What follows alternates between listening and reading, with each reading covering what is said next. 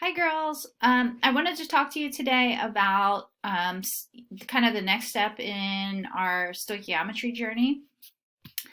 And I wanted to talk to you about something called percent yield. So percent yield is calculated using the theoretical yield that we've already learned how to calculate, and that's the yield that is based on the limiting reagent in a chemical reaction. So percent yield is calculated by taking an actual yield, which is given in a problem, and we'll go through an example, divided by theoretical yield times 100. So percent yield, what it actually tells us is it's a measure of the efficiency of the reaction carried out in a lab. So theoretical yield tells you how much you should be able to produce if everything went perfectly in the lab. And percent yield gives you an idea of how close you came to that amount. So the percent yield should not be greater than 100%. Sometimes it is, and those are some examples that we can talk about at another time. But for the most part, percent yield should not be greater than 100%. So some things that can affect percent yield, as we know, things in the laboratory don't always go as we planned, that they don't always go perfectly. So sometimes if we are trying to isolate our product during filtration, we might lose a little bit of that. We may not have allowed a reaction to go to completion, so we may have some impure reactants. And if we are using different containers when we're performing an experiment, we might lose some product when we're transferring the contents of those containers. So those are some things that can affect percent yield. And now what I would like to do is actually to do an example problem with you. So here's a problem. So chlorobenzene is used in the production of chemicals such as aspirin and dyes. One way that chlorobenzene is prepared is by this following balanced equation. So generally the percent yield problems will start out like you can read in part A of the problem here. So what is the theoretical yield if 45.6 grams of benzene react? So benzene is this C6H6. And we're only given one amount of reactant. So when that happens, if you're asked to calculate a theoretical yield based on that one amount, you can assume that that is your limiting reactant, and that's the only thing that would matter as far as calculating the theoretical yield. So what we're going to do is we're going to start by converting that 45.6 grams of benzene, and bear with me with this, with the technology here. So that's C6H6.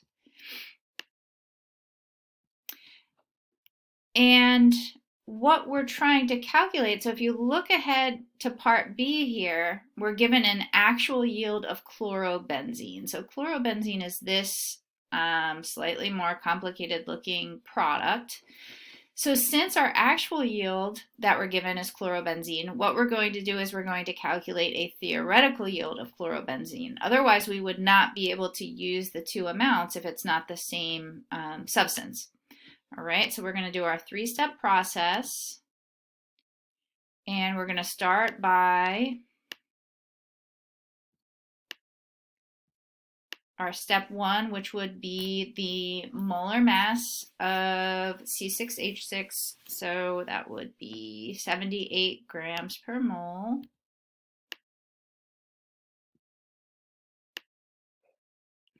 And then our next step would bring in the mole ratio. So it's a 1-to-1 ratio.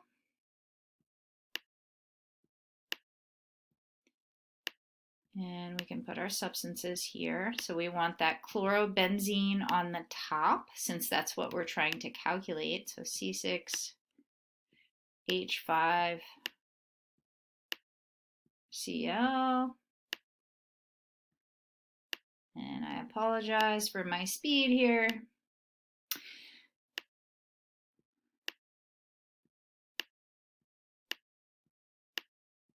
And then our last step would be to calculate our grams of chlorobenzene. So we're going to need, I'm going to get out my calculator, we're going to need the molar mass of chlorobenzene. So we have 6 carbons, 5 hydrogens, and 1 chlorine. So that's a molar mass of 112.5.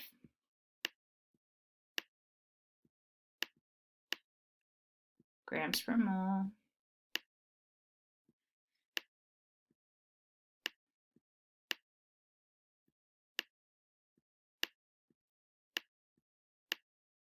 Okay, so I'm just going to plug those numbers into my calculator and we'll see what we get. 45.6 times 112.5, and then divide that by 78. And I get a theoretical yield of 65.8 if we round to 3 sig figs, so 65.8 grams. Okay, so this, and let's find another color. This is our theoretical yield. So remember, the theoretical yield is what you get when you use stoichiometry and you calculate an amount of product that's based on, and in this case, what we're assuming is our limiting reagent. Okay, so now that we have our theoretical yield, we can calculate percent yield. So remember from the last slide, percent yield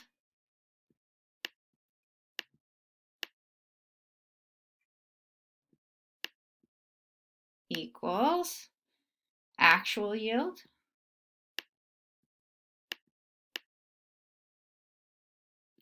over theoretical yield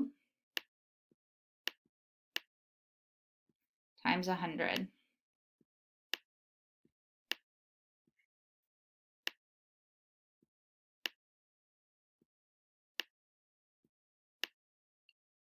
Okay, so now in this problem, you are specifically told that this is your actual yield of chlorobenzene.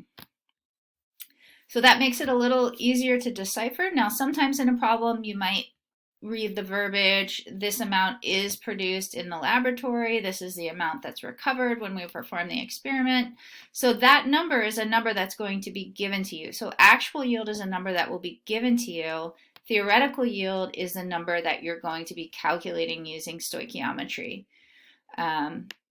So let's go ahead and plug those numbers in. So we have an actual yield of 63.7.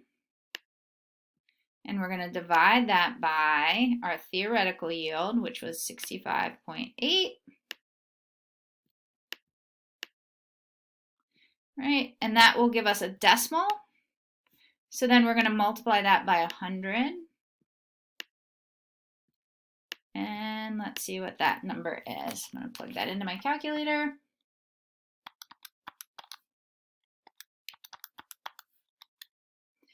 And I get a percent yield of 96.8%.